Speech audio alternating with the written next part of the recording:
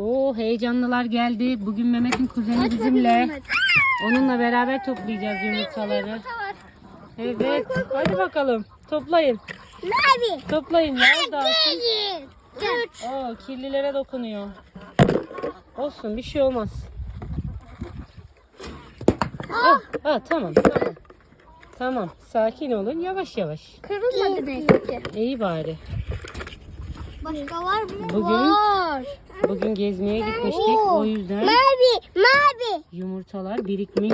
Çok güzel olmuşlar. Çok iyi. Bir sürü yumurta bulduk.